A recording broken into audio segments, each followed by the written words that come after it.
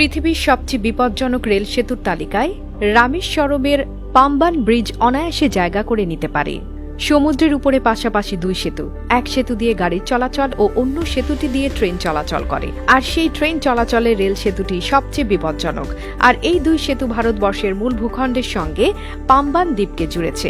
রামেশ্বরমে এই পথেই যেতে হয়।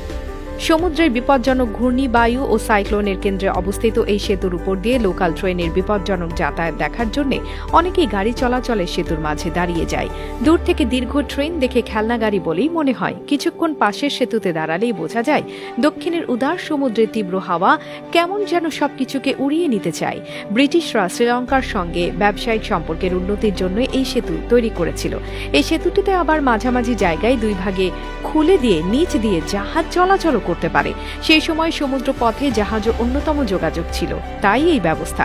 গাড়ি চলাচলের সেতু দিয়ে রামেশ্বরমের পথে যেতে যেতে মাঝপথে দাঁড়িয়ে এই রেল সেতু খুলে যাওয়া দেখাও এক টুরিস্ট আকর্ষণ। তবে এখন তো আর নিয়মিত জাহাজ চলাচল করে না, তাই এই রেল সেতু খোলা ও সেতু নিচ দিয়ে জাহাজ চলাচল করা দেখাটা যদিও একটু বিরল, তবু হাতে একটু সময় থাকলে দেখা যেতেই পারে।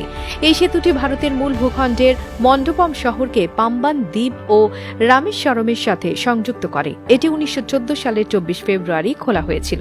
সেতুটি ভারতের প্রথম সমুদ্র সেতু এবং এটি বান্দ্রা ওয়ার্লি লি সিং 2010 সালে খোলার আগ পর্যন্ত ভারতের দীর্ঘতম সমুদ্র সেতু ছিল। রেল সেতু বেশিরভাগ ক্ষেত্রে একটি প্রচলিত সেতু যা কংক্রিটের পিয়ারের উপর স্থির থাকে, কিন্তু পাম্বান সেতুর মাঝপথে একটি দ্বিখণ্ডের বাস্কুল সেতু বিভাগ রয়েছে যা জাহাজ ও বার্জ চলাচলে সুবিধা প্রদান করে। পাম্বান সেতু 1988 সাল অবধি একমাত্র ভূতল পরিবহন ব্যবস্থা ছিল যা তামিলনাড়ুর রামেশ্বরমকে মূল ভূখণ্ডের সাথে সংযুক্ত করেছিল। এই সেতুর বাস্কুল অংশ 2018 সালের ডিসেম্বর মাসে ক্ষতিগ্রস্ত হয়, যার ফলে 3 মাসের জন্য সেতুর পরিবহন ব্যবস্থা স্থগিত ছিল। রেল চলাচল পুনরায় 2019 সালের 27 ফেব্রুয়ারি শুরু হয়। একটি সড়ক সেতু 1988 সালে রেল সেতুর সমান্তরালভাবে নির্মিত হয়েছিল। এই সড়কের সেতু অন্যায় ইন্দিরা গান্ধী সড়ক সেতু নামেও পরিচিত। অন্যায় ইন্দিরা গান্ধী সড়ক সেতু জাতীয় সড়ককে রামেশ্বরম দ্বীপের সাথে সংযুক্ত করেছে। এটি পক প্রণালীতে এবং মন্ডপম ও পাম্বানের তীরের মধ্যে দাঁড়িয়ে আছে। এটি ভারতের তৎকালীন প্রধানমন্ত্রী রাজীব গান্ধী 1988 সালের 2 অক্টোবর উদ্বোধন করেছিলেন। 2.345 কিলোমিটার দীর্ঘ এই সেতুটি সম্পূর্ণ হতে 14 বছর সময় নিয়েছে। যাই হোক, ক্রমাগত সমুদ্রের নোনা জলের ধাক্কা ও হাওয়ার হাত থেকে শতাব্দীর প্রাচীন এই সেতুকে মরচে ধরার হাত থেকে বাঁচিয়ে রাখা রেলওয়ের ইঞ্জিনিয়ারদের কাছে রীতিমতো এক চ্যালেঞ্জই বলা যায়। ব্রিটিশ আমলে তৈরি এই রেলওয়ে দিয়ে আজও সমান দক্ষতায় লোকাল ট্রেনের চলাচল দেখে ব্রিটিশ ইঞ্জিনিয়ারিং দক্ষতার প্রশংসা তো একটু করতেই হয়।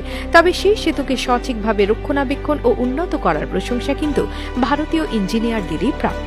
সমুদ্রের মধ্যে প্রতিনিয়ত প্রাকৃতিক বিপর্যয়ের মধ্যে এই সেতুকে বাঁচিয়ে রাখা মুখের কথা নয়।